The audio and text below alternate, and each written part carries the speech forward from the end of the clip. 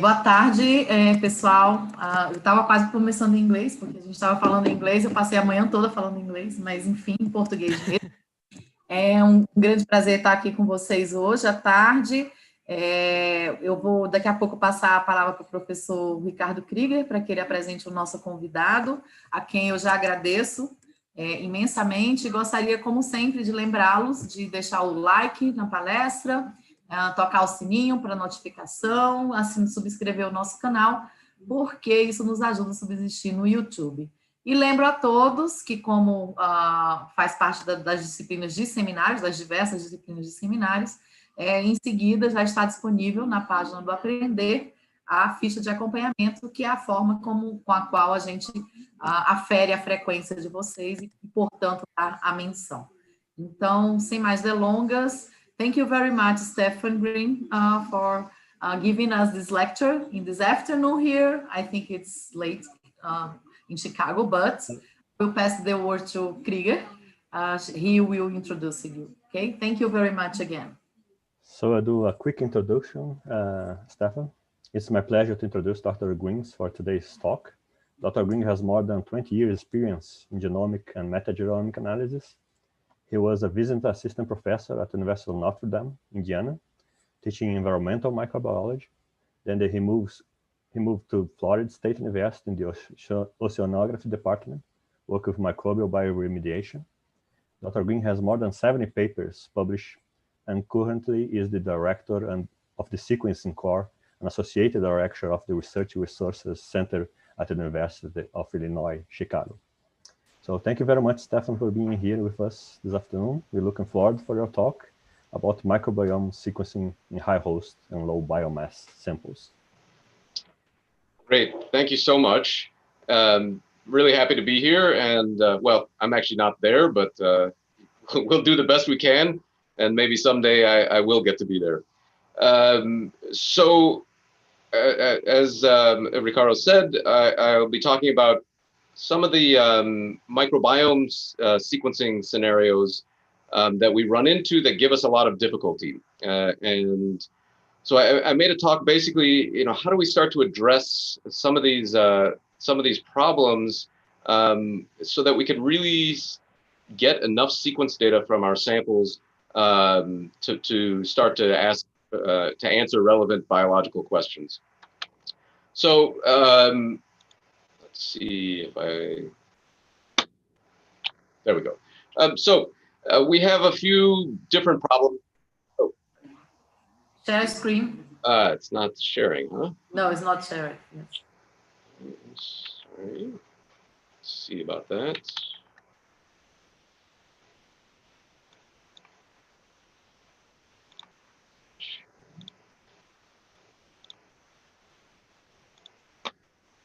How about now?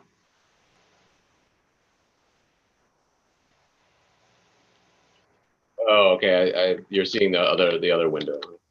All right. Stop share screen. Full screen. Yeah, there full presentation. Yes. There we go. Now. Yes. Now. Nice. And let's see if I can also get the laser pointer. You can see that also. Yes. Yes. Okay. Good. Okay, so basically when I start to think about the problems that have plagued me over the last 20 years or so, we do a lot of microbiome Amplicon sequencing, so targeting the ribosomal RNA genes, and that works great, except when you have a lot of host DNA. So I did my PhD on plant-associated microbial communities, and I particularly on the roots of cucumber plants. And so when you do DNA extraction, you also get a lot of cucumber DNA, and the mitochondria of the plastids can get the chloroplasts, the 16S, and those can get picked up by your PCR primers. So that's one type of problem. And similarly, when we do shotgun metagenome sequencing, when we have high host, it's now we don't even have primers to help us separate out between the bacteria that we want and the host that we don't want. So we'll discuss some options and how we can address that. Other very common problems that we get are also when we have very little biological material, so low biomass samples, and these have all sorts of difficulties because all of our reagents are contaminated with very low levels of microbial DNA, and so when we have our samples ourselves don't have much, then we struggle to separate the noise and signal coming from the microbial community analysis. Of course, worst case scenario is when you have low biomass and high host. Then you're really not in good shape. The other thing, I won't spend too much time on it, but the last few years here at UIC, I've spent my time and one of my PhD students' times on dealing with some of the fundamental issues with bias that PCR introduces into our microbial community analyses. And finally, hopefully we'll have time. I also want to help you make some decisions about which are the right sequencing platforms to use given whatever system that you're trying to analyze. Okay, so let's start right away with our Amplicon sequencing with high host.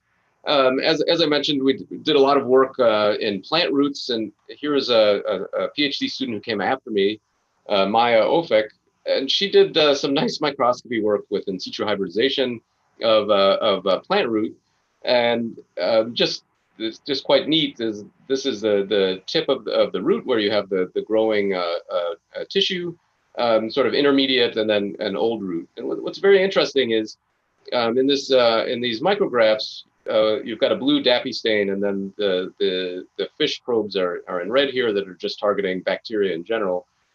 And we see at the root tip, there's quite a lot of microbial DNA, or microbial cells, and so providing us a lot of DNA. But in the intermediate zone, we have very, very little microbial DNA, certainly relative to host. And then at the upper part of the root, once again, we get high microbial load again. So this is just a demonstration that different regions of our host can have different amounts of microbial biomass. But even so, if you look overall, the root is still the dominant material in the system. And of course, each plant cell will have more DNA than any similar single cell of microorganisms. So we also have a total amount of biological material, DNA in this case, that's weighted heavily towards the plant.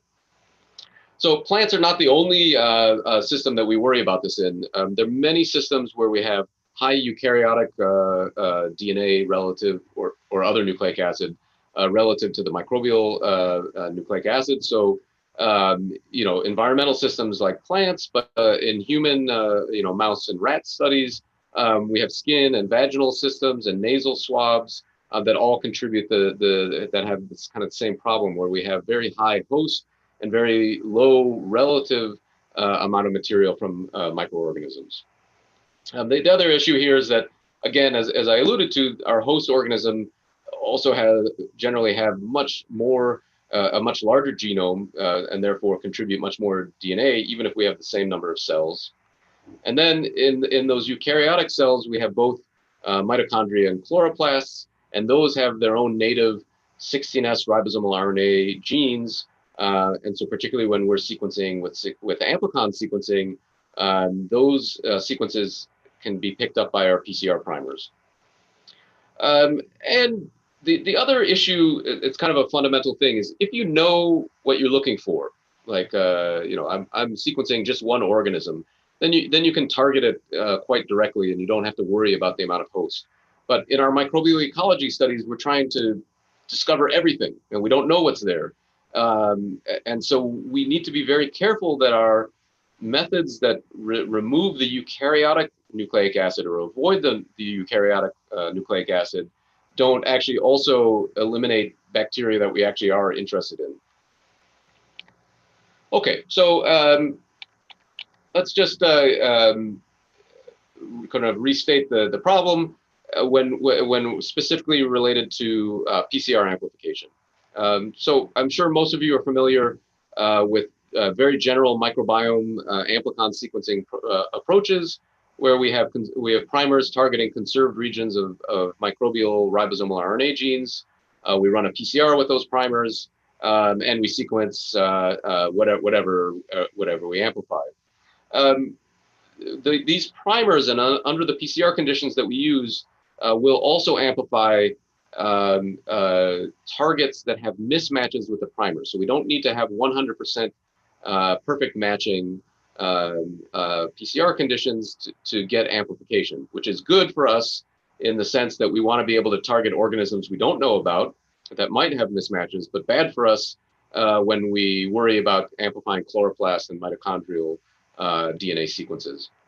And the worse, this problem gets worse, the problem of amplifying host DNA gets worse as the ratio of host to bacteria increases. So if you've got more host and less bacteria, your problem gets progressively worse. So overall, we have two conflicting goals. One is we want really broad-based targeting of our microbial community. We want to be able to detect every organism, even those that we don't know anything about. So this suggests that we need low stringency reactions. But we want to avoid amplification of these off targets, again, mitochondrial or chloroplast, and that would normally require high stringency. So these are fighting against each other.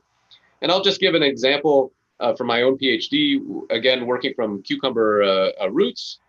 So many of you are probably too young to remember this method called denaturing gradient gel electrophoresis, or DGGE. This is what we used to do to do microbial community characterization before sequencing was next-gen sequencing was available.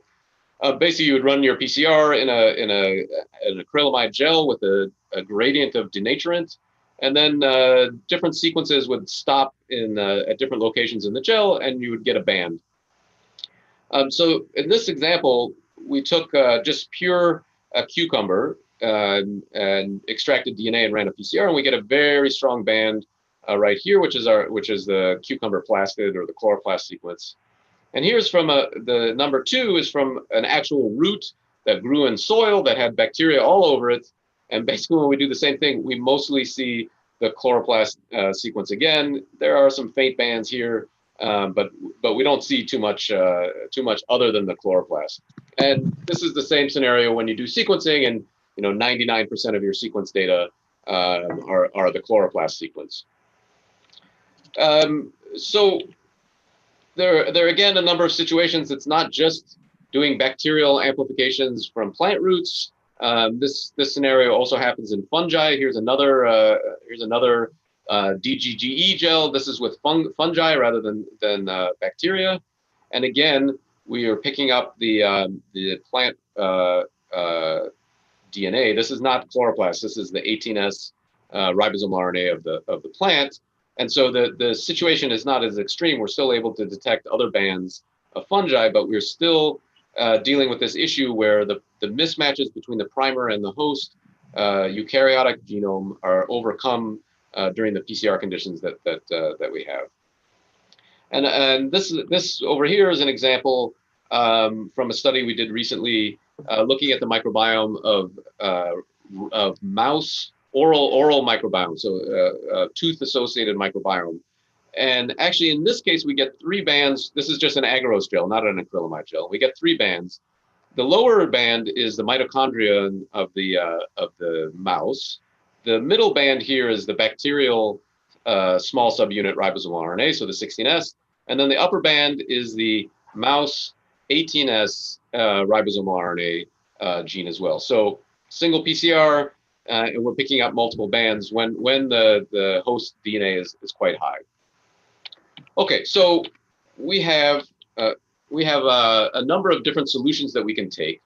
The simplest is to find a primer set that has more mismatches with the host than you used before. So I'll give just one example from a paper looking at ways to avoid chloroplast sequencing. And they give you a primer set of 2 primers, 799 forward and 926. This should be reverse. And if we look at the 926, when we compare it to most bacteria, chloroplasts, and also plant DNA, we see that there are no mismatches whatsoever. When we look at this the forward primer, we see that for the most part, it's matching bacteria perfectly. Now with chloroplast sequence, we have 4 mismatches. But when we look at the plant mitochondrial sequence, we only see 1 mismatch. And when we look at the plant nuclear DNA, we see 5 mismatches. So this is going to get, even this primer set might do better with the chloroplast, but then worse with the mitochondrial sequences. So sometimes it's hard to win with an approach like that. I'll show you in a moment a trick that we came up with during my PhD, which is a selective restriction digest. It's clever enough, but a little bit cumbersome to use. And that's been replaced by something called a blocking probe approach, which I'll explain. And then both selective DNA extraction and size selection can also be beneficial. Okay, so the idea in the selective restriction is to design primers that target the thing you don't want. Okay, so we have double-stranded DNA. Let's say this is mostly chloroplast. We denature it. We allow primers to anneal to the in this case the plant chloroplast, but that don't hit the bacterial DNA, and we let the polymerase start to elongate as if it were copying. Okay, and in this case, I put the forward and reverse primer in the same location, facing either direction. So one primer targets one strand and the other targets the other, and the polymerase starts to elongate. At that point, only the plant chloroplast DNA is double-stranded. Everything else is single-stranded. Okay, so we have quite a high annealing temperature, so everything else is single-stranded. At that point, we add in a thermostable restriction endonuclease. Okay, that just randomly chops up the DNA, but only double-stranded DNA. And only the plant DNA is double-stranded. So that's the only thing that gets restricted.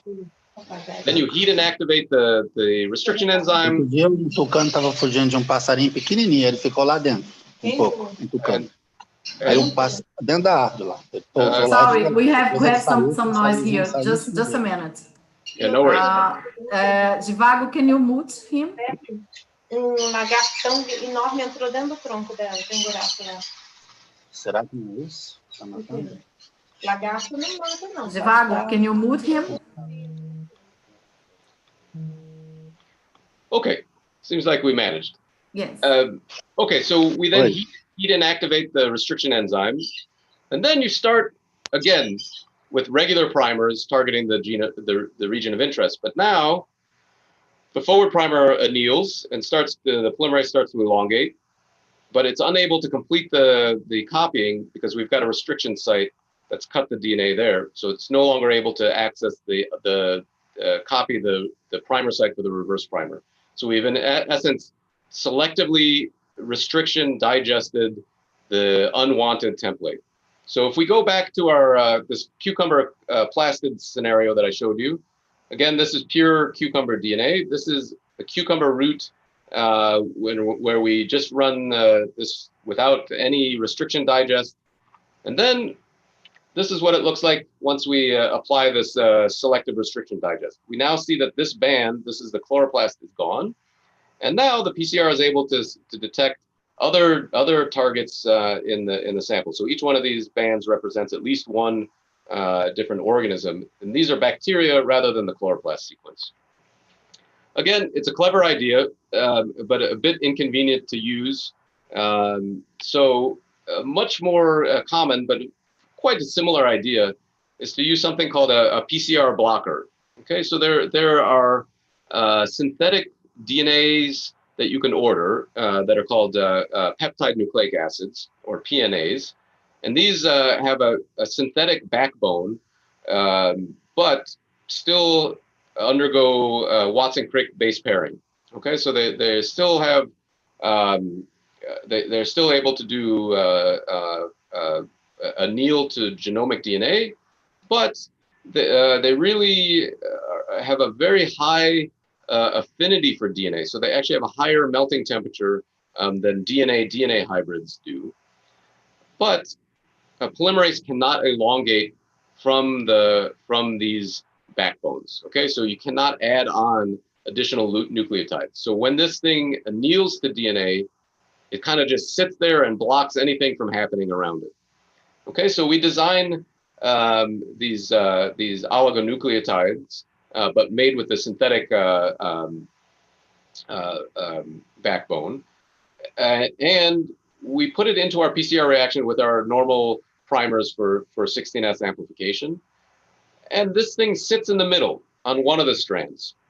Okay, so again, it has a higher affinity for DNA, so it binds before your primers do.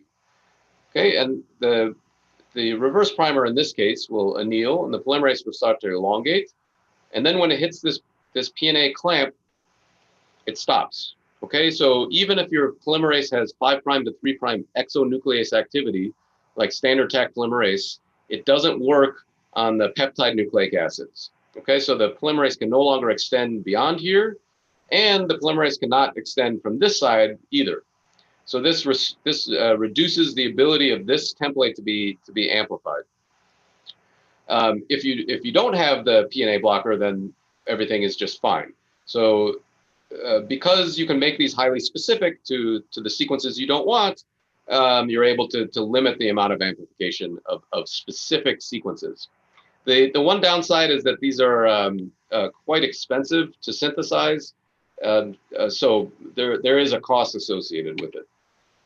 I'll just give you one example of a study that we did looking at the degradation of tea leaves in soil. So the idea was you just put tea bags into soil, and then every once in a while you'd come back and pull them out of the ground and extract the DNA and see what was growing on the tea leaves. At the very beginning, it's mostly leaf DNA, so we have very high amount of chloroplast sequences. But then as degradation goes on, then we get more and more microbial DNA.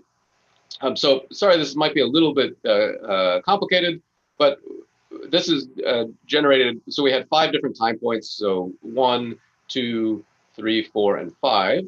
And we did PCR amplification with and without the blocker for the chloroplast sequences. And what we see is at time point 1 and time point 2, we see quite a big difference between the 2 amplifications. So this is without the blocker, this is with the blocker, without the blocker, with the blocker. But then at time points 3, 4, and 5, there's very little difference between the with and without the blocker. And so if we just come down here, if you like numbers instead, with the standard PCR without the blocker, at time point 1, it's about 65% chloroplast sequence. With the PNA blocker, it's about 2%. Okay, so we are able to knock down substantially the amount of chloroplast, but these samples where there's very little chloroplast to start with demonstrates that there's not much effect on the other members of the microbial community. So the blocking is highly specific to the chloroplast sequence and not landing and blocking any other sequences. Okay, if you start with your sample and not with DNA already, we have some other options for what I would call more human-associated samples, or human type samples. There's some kits available that allow you to do selective DNA extraction. So even before we get to the PCR, we try to extract only from the microbial cells and not from the host cells. And the idea here is, in many cases, the eukaryotic cells are easier to lyse than bacterial cells, since most of them will not have a strong cell wall, so that we can use gentle lysis of the overall sample, let the host cells break open, and then we do something to the DNA to get rid of it.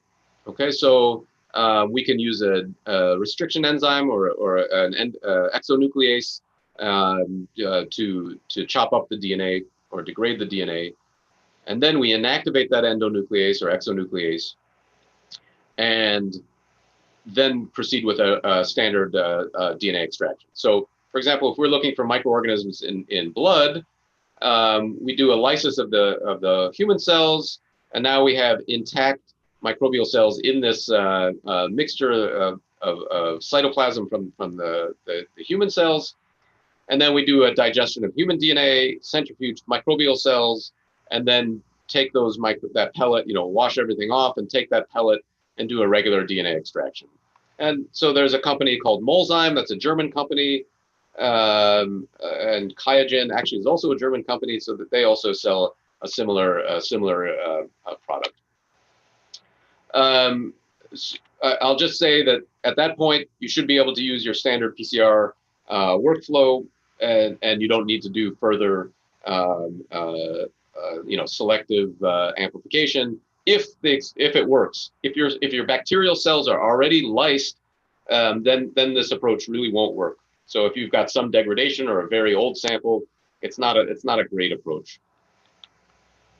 Okay, if we go back to just for a moment, we can also, in a scenario like this, we could say, okay, we know that we have 3 bands here. Again, our mitochondrial, our bacterial, and our host 18S, and we only want the middle band. So we can also say, all right, you know what? We run the PCR normally, and we just pool all of these samples together, and then cut out the band that we want. So just cut out the middle band, and then sequence that. So again, it's a little more work, but if you do it all together at once, so I'll just walk you through this very quickly. We do a Pcr amplification, including our non-specific amplicons. So we get everything. And then we make sure that those are barcoded amplicons. And then we pool them all together. Okay, so each sample has a barcode already. We pool them all together. We do some sort of size selection. So you can run it on an agarose gel and cut out a band. We have an instrument here called Pippin Prep that does this automatically. And then we put it on a sequencing run just to see how how much data we're getting from each sample. And then we repool them, we redo the size selection, and then we do the real sequencing on a MiSeq, for example. So just to show you, this is that study from the mouse teeth microbiome. And not going to show you any of the results other than to just indicate that the red bar down here at the very bottom is the host DNA. So we had about 30 samples, 32 samples altogether, and doing a single size selection allowed us to remove most of the host DNA from our assay. Okay, and kind of finalizing here, the one thing that I think will become valuable going forward is to use CRISPR to start doing some of these knockouts as well, so that we can run all the PCR even with very, very high host. And then we use CRISPR knockout on the complete pool of libraries to get rid of the ribosomal RNA sequences. And then we just sequence everything that's remaining. So I suspect right now this is possible, but quite expensive. I suspect that this will be a very valuable approach going forward, both for Amplicon-based sequencing and for shotgun metagenome. Okay, so that's for Amplicon sequencing. What happens when we do shotgun sequencing? So the one advantage of the Amplicon sequencing is that our primers, even if they do have some complementary nature to the host DNA, usually have mismatches. And with the mismatches, we get reduced amplification of the host.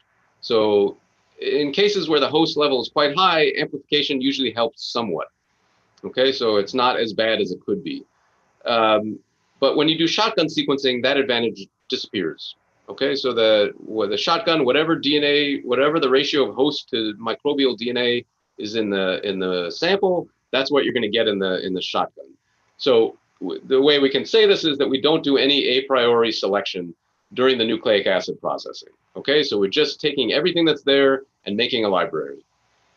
Okay, so we can do, as we discussed before, we can do a selective lysis of the host to enrich for bacterial cells. So that will still work.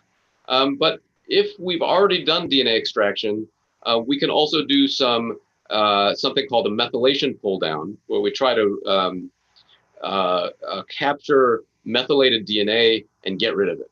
And the idea is that methylated DNA is more likely to come from the host rather than from the microorganisms.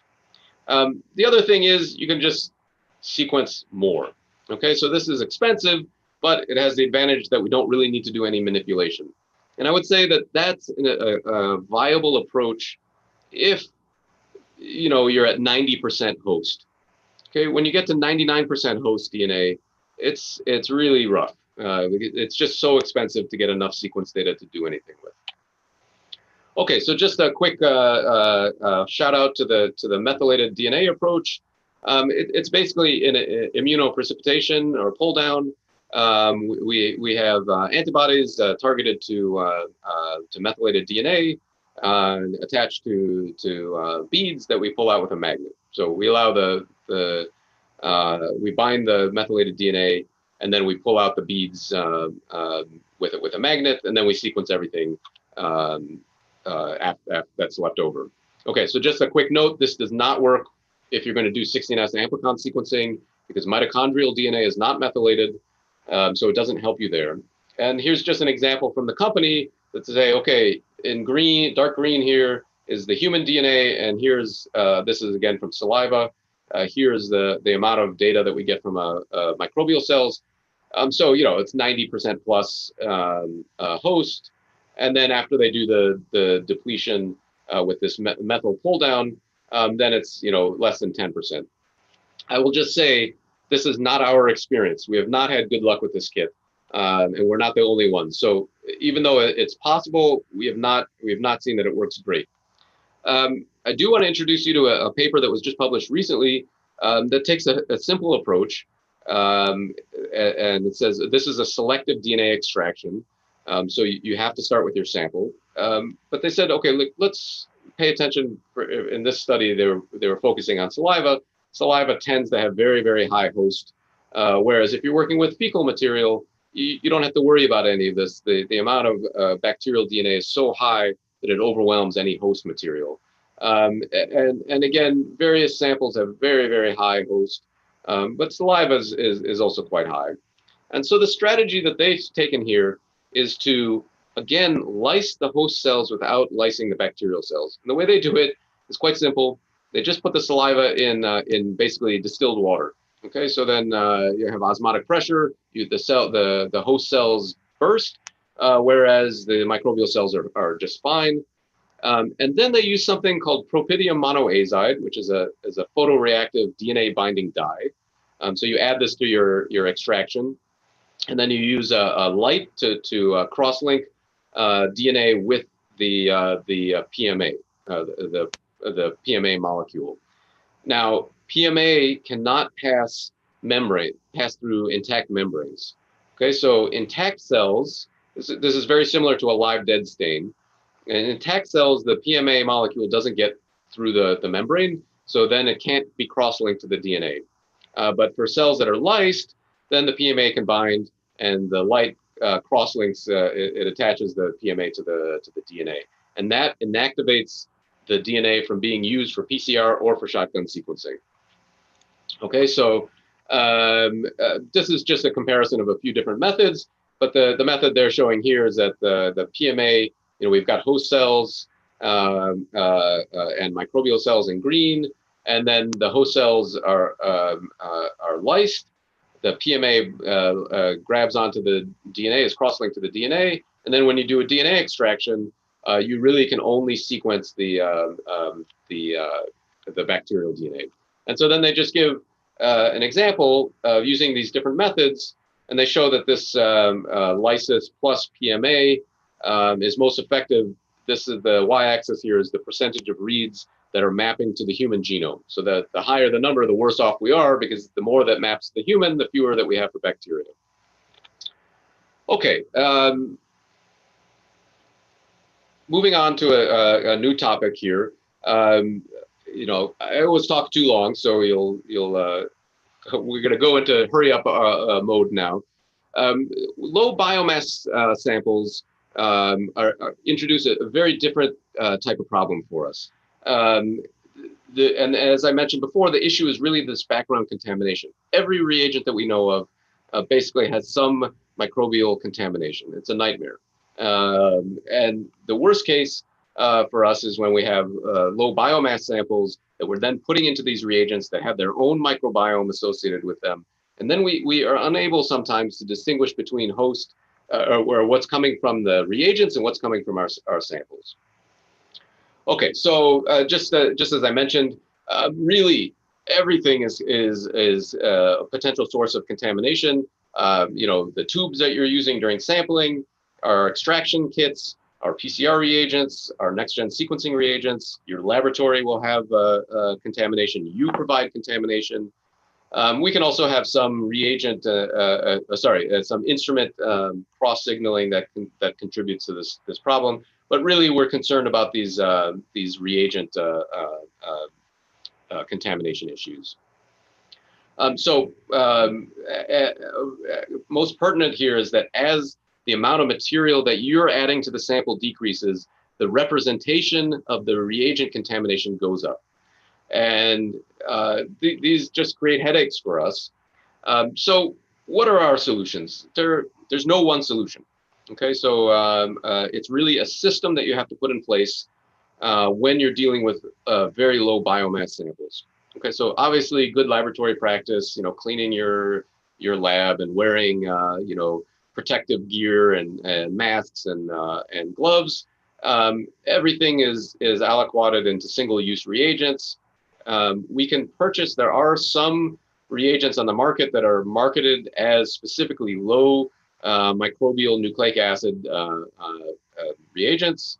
You can make sure that you have both pre and post PCR rooms. So you keep your PCR setup or your next-gen setup separate from where you do the PCR amplification and separate from where you're then harvesting the PCR products. And we can also take some active interventional steps to destroy or incapacitate the contamination. And then lots of controls, both positive and negative, spike-ins, and then there are also some bioinformatics strategies. I'm going to skip over this and just say that one thing that we've always found is that if you're doing PCR amplification, this is a bit annoying when you have very low biomass to start with, but the fewer PCR cycles that you can use, it's much better. And you really want to do many technical replicates from the same sample. So if there's a stochastic element to the sequence data that you're getting, that can be addressed. Usually the reagent contamination will be very similar, whereas your sample may give you a more variable response from reaction to reaction. If you're doing PCR, if you can do very large amplicons, that's more likely to come from your actual sample. Usually the contaminant DNA is more degraded, and also control samples, at least 5 negative controls per experiment. We also do multiple DNA extraction controls. You really can't have too many. So I'll just give you one example when all of this is kind of put together. This is a paper from a colleague of mine out at the Jet Propulsion Lab, and they work on microbiome associated with spacecraft. Of course, the levels are extraordinarily low. So they dress their guys up in PPE. They're doing extractions in hoods with many positive and negative controls. Again, PCR with many positive and negative controls.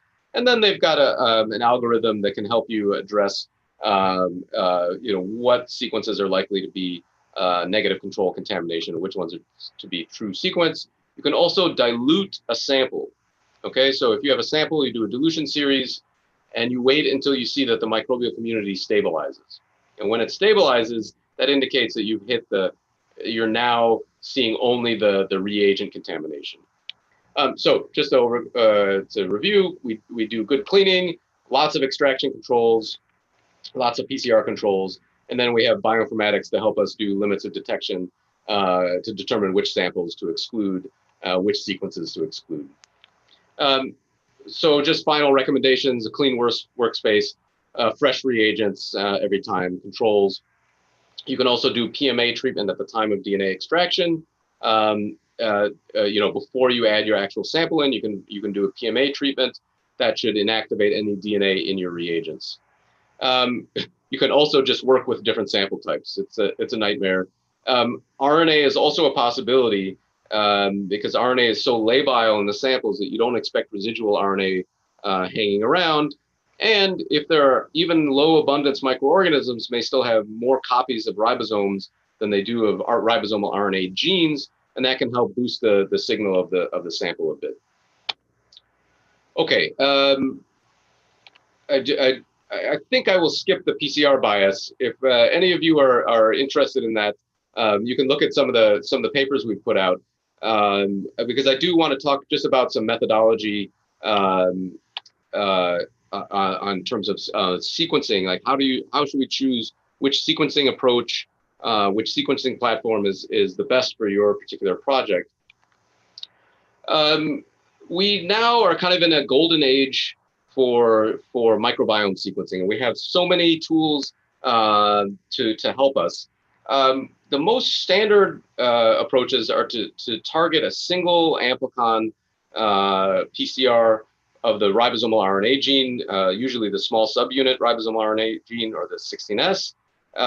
That's kind of the bread and butter. You know, extract DNA, PCR amplify with one primer, do deep sequencing, and then do microbiome characterization for the taxonomy. We can also use shotgun metagenome sequencing. So we again take our DNA, extract, fragment the DNA, and then just sequence how much we can afford. But those are usually very short, coming off a Lumina sequencer, sequences of about 150 bases long.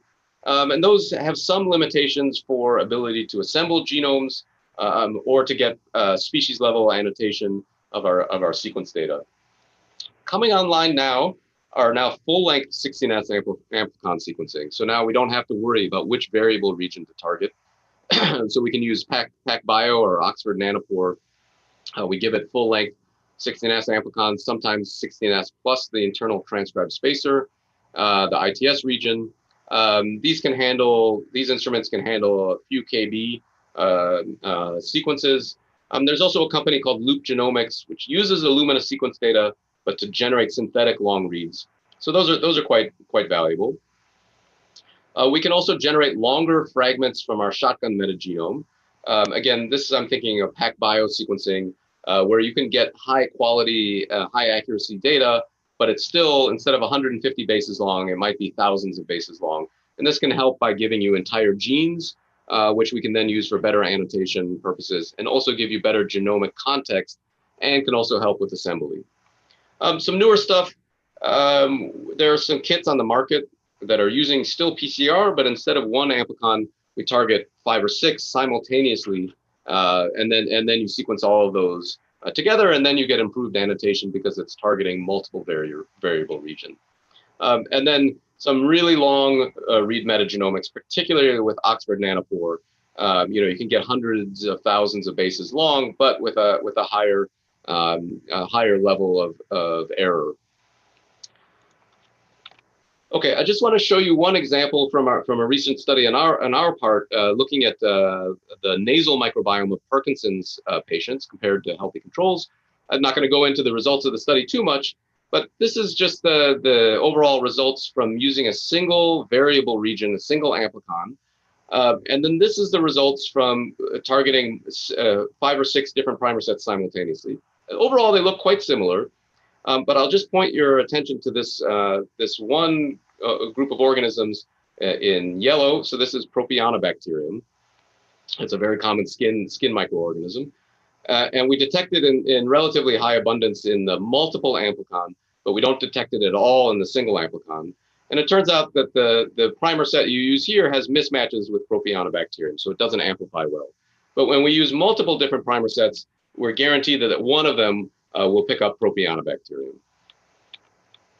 Okay, so full-length 16S with PacBio, as I alluded to, PacBio technology is getting quite good.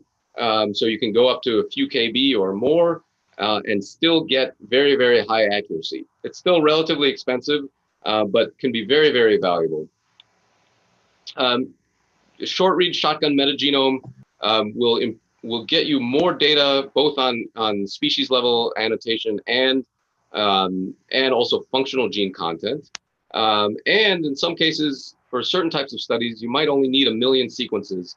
And I think over the next year, you'll see that the price of low coverage shotgun sequencing will approach that of Amplicon sequencing. So it still has some limitations, but this can be very, very powerful technique that avoids all of this PCR primer choice issue, but leaves us with the high host difficulty. And I'll just also introduce one kind of neat method from a company called Loop Genomics, which you provide the company with your genomic DNA, and they make libraries that sequence on Illumina. And through a trick of barcoding of single unique molecule identifiers, they're able to reassemble the long sequences just with short read Illumina sequence data. And you assemble those reads into synthetic long reads that can be done both for Amplicon sequencing and for shotgun sequencing. Okay, so I'll just finish up here by saying we really need comparison studies to help us determine what is really the best of all of these different techniques. Is it better to do shallow shotgun sequencing or long fragment 16S sequencing? Like which one will help? So I'll just say that I am a co-chair of a group called the NASA Microbes Analysis Working Group, and this has been one of our focus areas, is to take the same DNA samples, sequence them with multiple different primer sets, sequencing approaches, and then give that data to the public. So we've done most of the sequencing. You can get the data at this link here, and we've done short read Illumina sequencing with a few different methods. We've done this long read synthetic sequencing with Loop Genomics, and then both single Amplicon and multi-Amplicon 16S sequencing. And coming next year, we'll have Oxford nanopore data as well. And so if you're interested, these data are freely available, and you can analyze them yourself, or wait until we do an analysis and come up with an answer to these questions. So thanks very much for your attention, and I'm absolutely happy to answer any questions at all.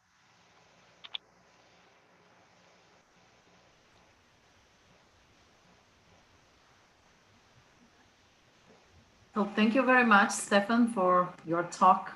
We have some questions from the public. Kriya, can you do the first one?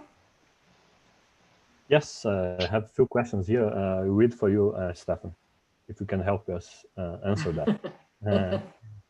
So the first one is, well, is related to actually several questions, okay? And basically goes like this. Is there a magical number for minimal negative controls for any, experiment you're going to run? So there are follow-up questions that is following the same line. How many samples should I sequence in a determined material to be sure about your data? I mean, if you are trying to describe, for example, a nasal microbiome, how many samples should I, expect to run or to analyze? Yeah, no, these are excellent questions, and I think the field hasn't totally consolidated on a single answer for this. What I will say is that in terms of negative controls, what we've come to in our lab is a recommendation for a minimum of 5 negative controls for every study. So whether you're doing shotgun sequencing or Amplicon sequencing, that we are putting in 5 negative controls. But that, for example, if you're doing PCR, then we of course will do 5 negative PCR controls. But you should also have DNA extraction controls. Okay, so that it's less of an issue if you're working with, let's say, fecal microbiome. But we've found that reviewers on manuscripts are getting more and more insistent on seeing these the results from these controls. So we're trying to get in front of that for our customers to make sure that that they're prepared to answer these questions from reviewers. So a minimum of 5, and the reason I say this is that if you want to do any statistical analysis, you can't just do 1 or 2 negative controls. It's just not enough replicates for any statistical analysis. Once you get to very large data sets, I would probably recommend something like 10% of the total number of reactions are negative and positive controls combined. You know, a bit more weighted towards negative controls if you're doing very low biomass samples. But I think this should be absolutely routine for all of us, just automatically. We're always setting up 5 negative controls in every PCR that we do. Even if they look negative in an agarose gel, you can still pick up sequence data from them when you put them on the next gen sequencer. So it's really important going forward. You know, and in my facility, when we get negative controls, we don't charge for the sequencing for the negative controls, again, to encourage people to do this. Yeah, that's a question here in Brazil. Now, the other question, sorry, can you repeat the other question now? Yeah, no, it's just it's related. I mean, the student wants to know in a an experiment with nasal microbiome how many samples. It's not talking about only the blanks, the negative controls, but how many samples to be statistically significant for doing such a type of experiment. So this gets into more power calculations, which is a nightmare. I will say we're actually dealing with this with that nasal microbiome study that I just showed you. These were samples that were acquired through a surgical procedure, not just a nasal swab. So it's incredibly difficult to get large sample numbers, particularly for the control samples. Nobody wants to undergo an invasive procedure if they don't need to. So we're fighting on the power calculations. I will tell you that 11 seems too few. 11 in each group is not good enough for human samples. It's different when you're dealing with controlled studies with animals. So if you're working with mice, you're feeding them the same things, you keep them in the same cages, you have them under much better controlled conditions, then you can get away with fewer biological replicates per group. When you get to humans, there are really, the more samples you can get per group, I would say you got to get 20 or more per group for robust statistical analysis. One thing I saw a talk very recently that also said, humans microbiome, like if you look at fecal microbiome, there's quite a lot of variability on a day-to-day basis. You might eat something one day and you don't eat it the next day, and that changes your gut microbiome. And this speaker recommended actually averaging multiple samplings from over a few days for fecal microbiome, for example. So instead of just taking one snapshot, you pull everything together to do the sequence. Yeah, so you can sequence them independently, but then you kind of use them as an average microbiome for that individual. It's really challenging though. Asking people to take stool samples for you, even though it's not super invasive, is still fairly unpleasant. And now if you want to do 3 time points, for example, for a study, a longitudinal study, and now you say, actually, I need 3 time points for each of the, 3 samples for each of those time points. It's really hard to enroll people who are not dedicated to science, let's say. If you do your own sampling, you'll sample yourself. You have to do with your students. That's what you're talking about. Okay. I'll just say we've got a study looking at effect of kidney transplantation on gut microbiome, or looking at the relationship between the gut microbiome and kidney transplantation. We have exactly this scenario. We have a before transplant, like right after transplant, and 3 months after transplant. But we really can only get people to donate 1 sample. And we just don't know if it's going to be robust enough to reveal trends in the microbial community. And each individual has their own baseline microbial community. So we think that study is probably underpowered in terms of the total number of individuals. But, sometimes you got to start somewhere. It's like, it's not easy to get kidney transplant patients who are willing to be enrolled. So yes. So this is a problem we have, for example, in marine microbiome, like in sponges. We have expeditions that cost like hundreds of thousands of dollars. Yeah. You have one single sample of that Yeah. species. So, it's very hard to have multiple samples of the same organism. So you live with that every single day, depending on what you are doing. And Stefan, in the same question about the positive controls, I think you talk about a little bit of spiking your samples with positive, with known DNA and amounts of DNA. So this is your positive control you're talking about? Yeah, so there are a few different ways to do this. I'm sorry, actually, because I realized I was running out of time, I skipped over the spike in bit in the talk, but I can actually share the presentation with everybody if you want to look at the slides. We do a few different types of positive controls. So there are now available microbiome positive controls from companies.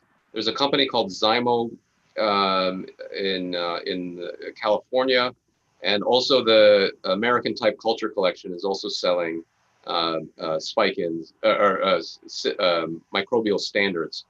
So these are both come in two types. One is whole cell, and the other is DNA. So the whole cell standards are, a mixture of somewhere between 3 and 20 different organisms that you can spike into your sample at the time of DNA extraction. Mm-hmm. And there are a few different ways. So one of the approaches that Zymo uses, which we really like, and we're bringing online now, is to spike. Particularly if you're doing human microbiome, the idea is that the organisms that they give you to spike in, you would never find in a human microbiome. So they're hypersaline bacteria.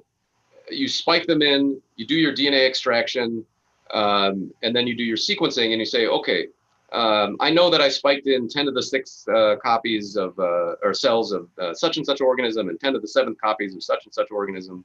And now, what percentage do they represent? And you can go back and get some sort of a estimate of quantity of the other taxa.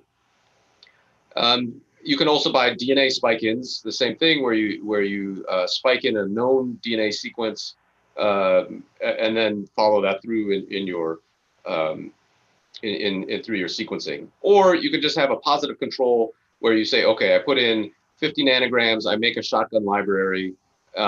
Make sure that I recover everything. That's more to make sure that your library preparation protocol and your sequencing and your bioinformatics pipeline are working.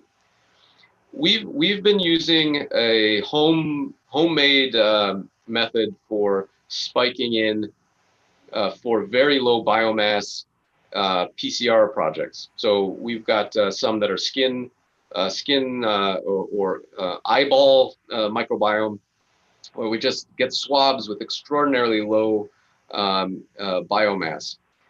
The problem with PCR is that theoretically PCR can work even with only a single piece of DNA in your sample. So your negative control, even if it has very, very, very low amount of material, can still give you a band in your gel. And you don't know, hey, does that band represent a major problem for me? Like, my reagents are contaminated with 1,000 copies per microliter, or is it something you really don't have to worry about? It's like one copy or a few copies that you can ignore. And so what we did is we made a synthetic DNA construct that looks just like bacterial DNA.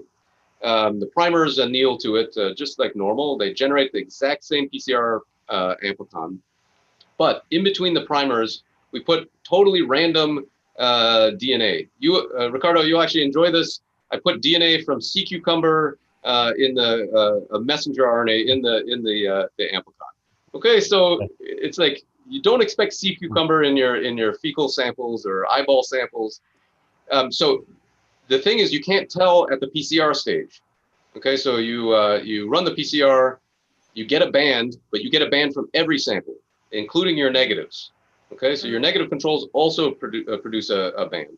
And then you put them on the sequencer, and then you map the data back to the sea cucumber reference. Okay, so you pull out the sequence data that are the spike in, and now you say, okay, well, what amount of sequence data is left? I know that I put we usually use something like 5,000 or 6,000 copies into the reaction. And you say, okay, 99.9% of the sequence data are spike in. I put in 6,000 copies. I can calculate how many copies of background contamination I had in my reagents. Okay, so that can help you assess what's going on in your samples. What's the threshold for which samples you should throw away? If you, let's say, you run 5 negative controls, and after removing the sequences that are sea cucumber, all of them have less than 100 sequences. And now you find some of your actual samples that also, when you do that, are also below 100 sequences. Well, now you know you're definitely going to throw that sample, those samples out. Okay, so the reason I feel it's like PCR is desperate to find something to amplify. So we got to give it something. Okay, so it's like you give it something to chew on, and it'll leave the real contamination alone, more or less. So it works. That works also. So we recommend that that approach when you're doing with PCR and very, very low biomass samples. Okay, right. Do you have another question, Krieger? Yes, we have a few questions, and we have 5 minutes more or less. Yes. So can I do just one? Oh yeah, definitely. Yeah. Okay, it's my question actually. You didn't talk about PCR bias, but there is a point on that. Mainly if you are trying to see up different species abundance in your sample. How do you deal with that? Do you have an internal control, to clean this bias? Okay, you're not going to like the answer that I have for you.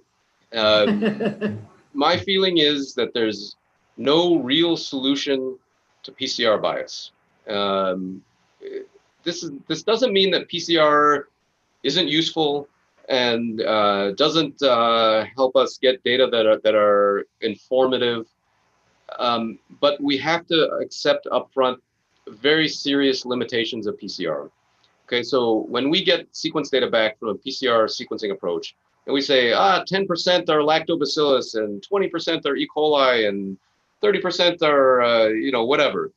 Okay, those are just numbers that have some vague relationship to what it actually is in the original sample.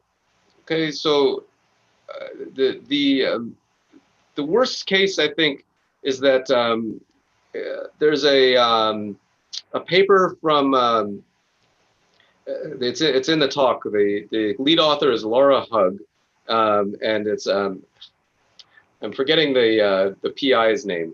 A really famous microbiologist. Anyway, the name will come to me.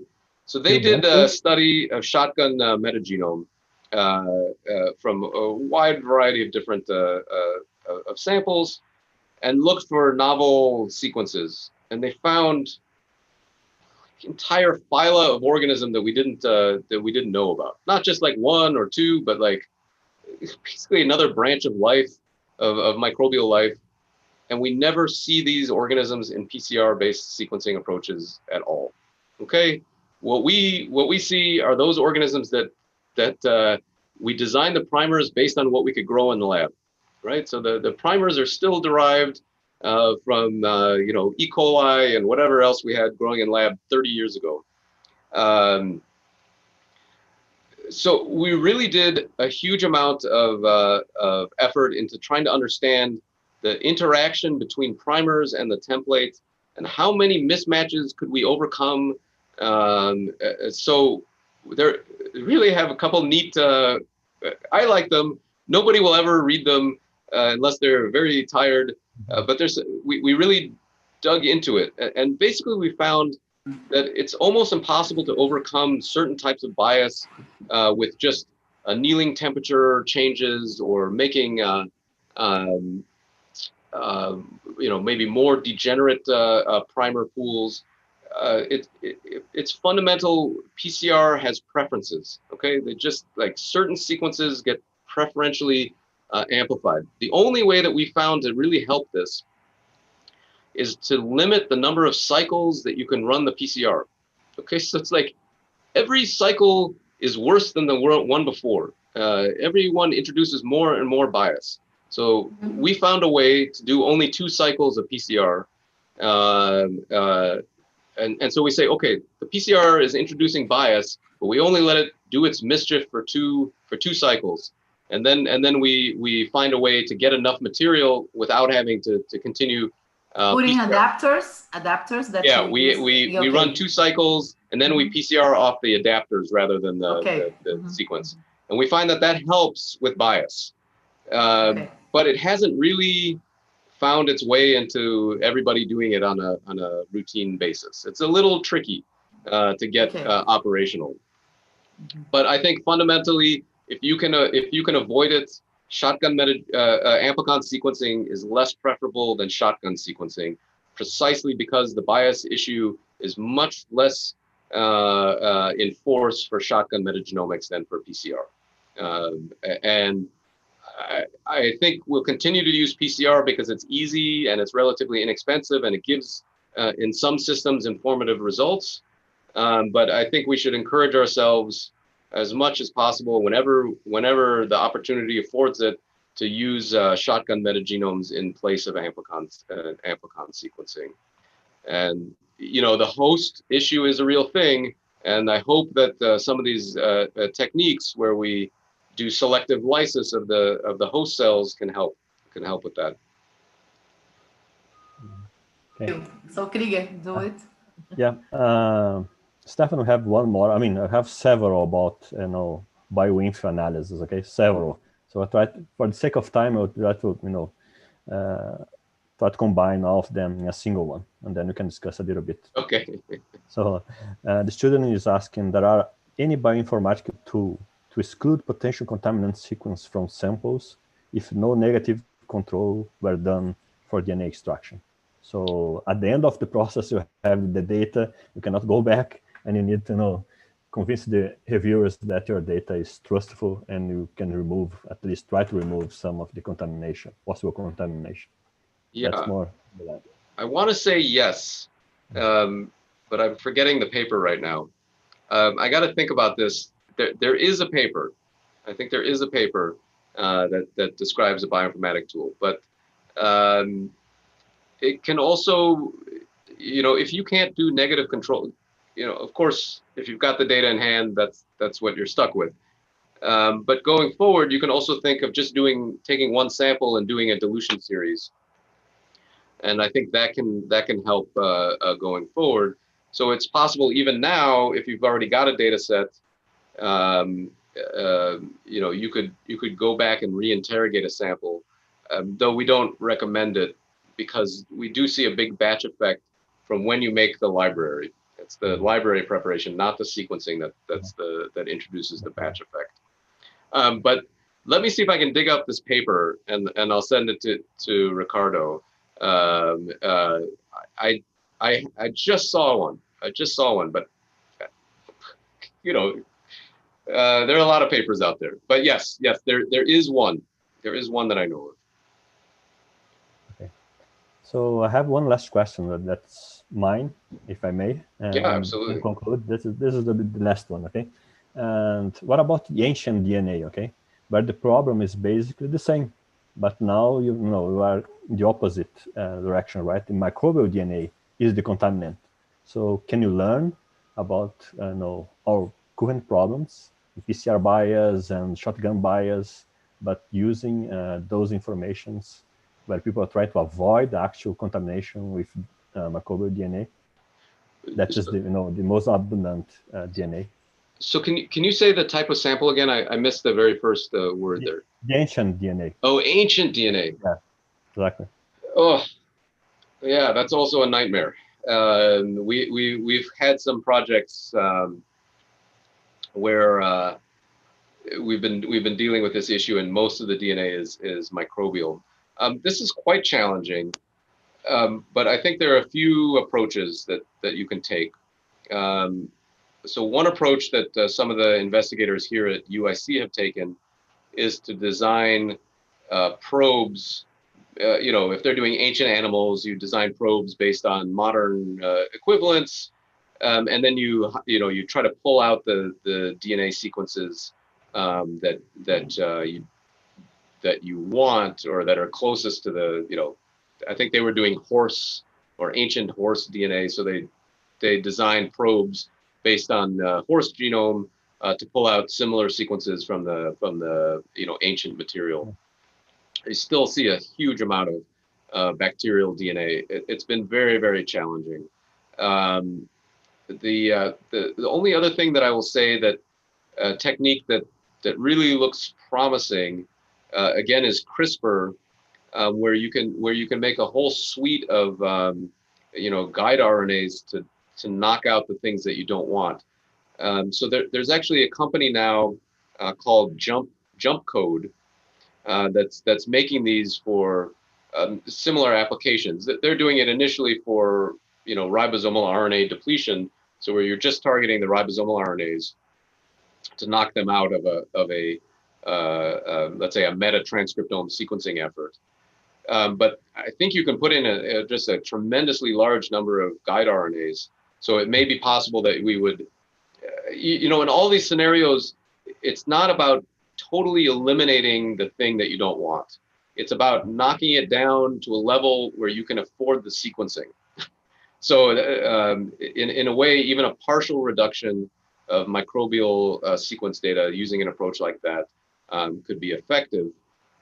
In fact, we've talked to them about using CRISPR to knock out human DNA from metagenome studies using, they had mentioned using ALU repeats. So these are like these repetitive sequences in human genomes, that if we design guide RNAs to those sequences, then you can knock out a portion of human genome from metagenome samples. So, with bacteria, it's always more challenging because there's no one genome that you have. You could have hundreds or thousands or tens of thousands of genomes, and it's almost impossible to knock out all of those. And in these ancient things, the cells are already degraded, the cells are lysed out, so the DNA is just sitting there. Ancient DNA is really challenging. We don't dare do it in our laboratory because we don't have a clean room for it. I wish I had a better idea for you, but hybridization capture with probes based on a reference genome is probably the most reasonable. But then you only get a small portion of the genome. You wouldn't get the whole genome. So. Okay, great. Okay, thank you very much, Stefan. It was very nice. I'm so happy. This was great. It's a lot of fun for me. Thank you again. Krieger, do you want to say something to him? Yeah, I want to thank you so much, Stefan, to take your time to spend like an hour and so with us, and the students definitely appreciate. I'm just cutting out the questions now because you are basically running out of time. So if the students have more questions, I will give you your contact and they can send directly to you. Fantastic. Yeah, I'll send you the PowerPoint, and you can share that freely with anybody who wants. Okay, I have several questions about the bioinfo analysis, so you'll just skip for now. Exactly. Time, and then they can talk with you later. Fantastic. Thanks so much. Thanks so much. All right, stay safe, everyone. Yeah. Be safe to you too. Thank you very much. Okay, bye-bye. Lecture. Bye.